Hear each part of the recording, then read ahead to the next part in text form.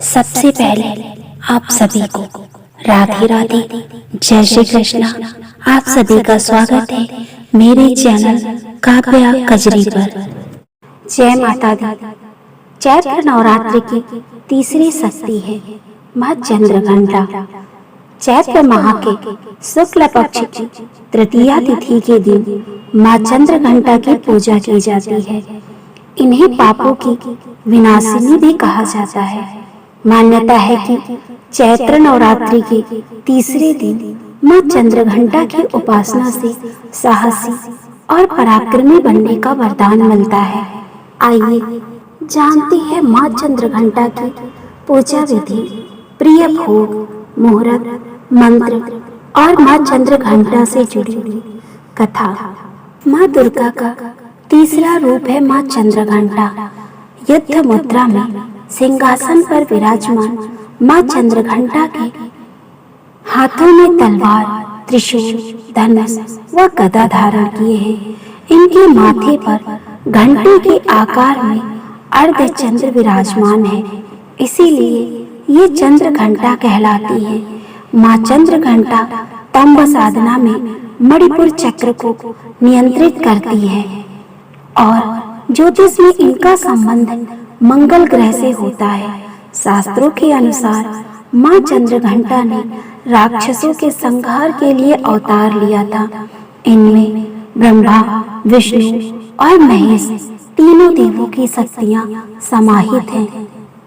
माँ चंद्रघंटा की पूजा में लाल और नारंगी रंग का अधिक प्रयोग करें।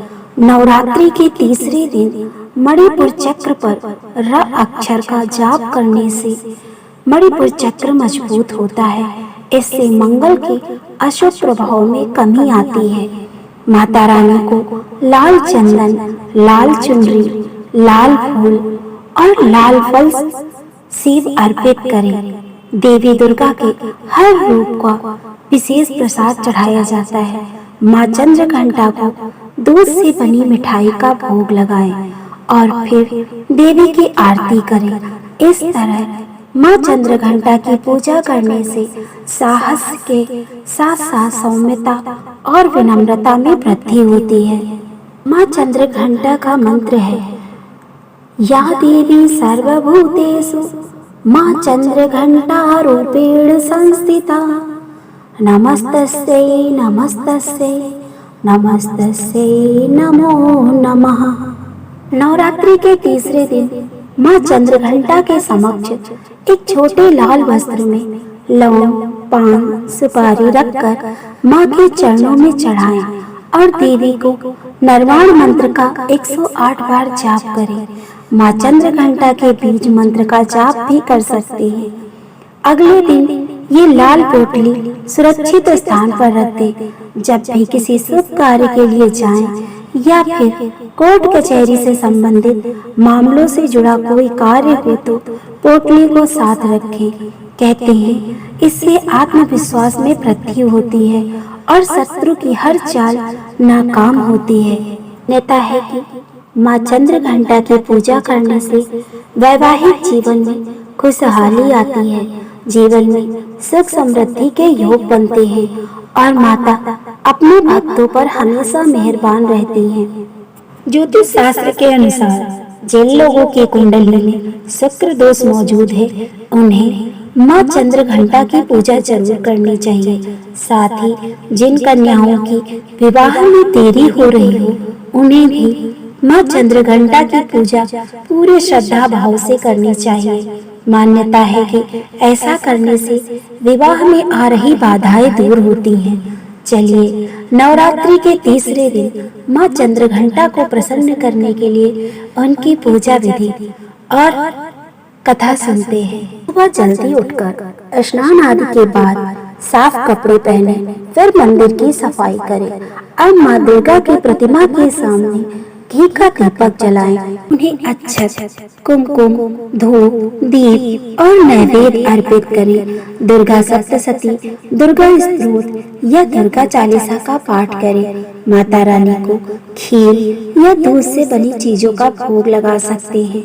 माँ चंद्रघंटा की बीज मंत्र या उनके मंत्रों का जाप करें। माँ दुर्गा समेत सभी देवताओं की आरती उतारे। नवरात्रि के तीसरे दिन ओम देवी चंद्र घंटाए नमः मंत्र का 108 बार जाप कर सकते हैं। चंद्र घंटा का प्रिय फूल सफेद कमल या पीले रंग के फूल अर्पित करें। नवरात्रि के तीसरे दिन श्रद्धा भाव से माँ चंद्र घंटा की उपासना करने से साधक की सभी मनोकामनाएं यथाशीघ्र पूर्ण होती है।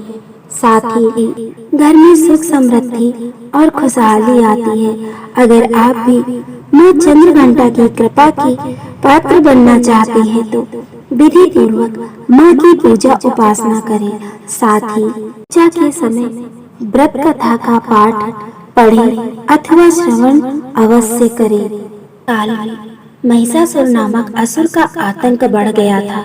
उसके आतंक से तीनों लोकों में हाहाकार मच गया। भगवान द्वारा प्रदत्त अतुल बल से महिषासुर बहुत शक्तिशाली बन गया था। वह शक्ति का दुरुपयोग करके स्वर्ग पर अपना आधिपत्य जमाना चाह रहा था। इस प्रयास में वह लगभग सफल भी हो गया था। उस समय स्वर्ग के देवता भयभीत हो उठे। स्वयं स्वर्ग के देवता इंद्र नरेश भी चिंतित हो उठे। महिषासुर स्वर्ग का सिंहासन पाना चाहता था। उस समय फिर सभी देवता ब्रह्मा जी के पास गए और उनसे सहायता मांगी। ब्रह्मा जी बोले, वर्तमान समय में तो महिषासुर को परास्त करना आसान नहीं। इसके लिए हम सभी को महादेव की शरण में जाना पड़ेगा। उस समय सभी देवता सबसे पहले जगत के पालनहार भगवान विष्णु के पास गए और उनसे सहमति लेकर जगत के पालनहार भगवान विष्णु के पास गए और उनसे सहमति लेकर सभी महादेव के पास कैलाश पहुँचे। स्वर्ग नरेश इंद्र ने अपबीती महादेव को सुनाई। स्वर्ग नरेश की बात सुनकर महादेव क्रोधित होकर बोले, महिषासुर अपने बल का गलत तरीके से प्रयोग कर रहा है, इसके लिए उसे अवश्य दंड मिलेगा। उस समय भगवान विष्णु और ब्रह्मा जी भी क्रोधित हो उठे और उनके क्रोध से एक तेज प्रकट हुआ। यह तेज यानी ऊर्जा उनके मुख से प्रकट हुई। ये ऊर्जा से एक देवी प्रकट हुई। उस समय भगवान शिव ने देवी माँ को अपना त्रिशूल दिया। भगवान विष्णु ने अपना सुदर्शन चक्र दिया। स्वर्ग नरेश इंद्र ने घंटा प्रदान किया। इस प्रकार सभी देवताओं ने देवी माँ को अपने अस्त्र शस्त्र दिए। माँ चंद्र घंटा ने त्रिदेव से अनुमति लेकर महिषासुर को युद्ध के लिए ललकारा। शास्त्रों में निहित है कि कालांतर में माँ चंद्र घंटा और महिषासुर के मध्य भीषण युद्ध हुआ। इस युद्ध में माँ के प्रहार के सामने महिषासुर टिक न सका। उस समय महिषासुर का वध करके माँ ने तीनों लोकों की रक्षा की। तीनों लोकों में माँ के जयकारे गूंजने लगे। कालांतर से माँ चंद्रघंटा की पूजा उपासना की जाती है। माँ अपने भक्तों के सभी दुख हर लेती हैं, साथ ही सुख समृद्धि और शक्ति प्रदान करती हैं। अतः साधक श्रद्धा भाव से नवरात्रि के तीसरे दिन माँ चंद्र घंटा की उपासना करते हैं। ये तो थी नवरात्रि तीसरे दिन की व्रत कथा।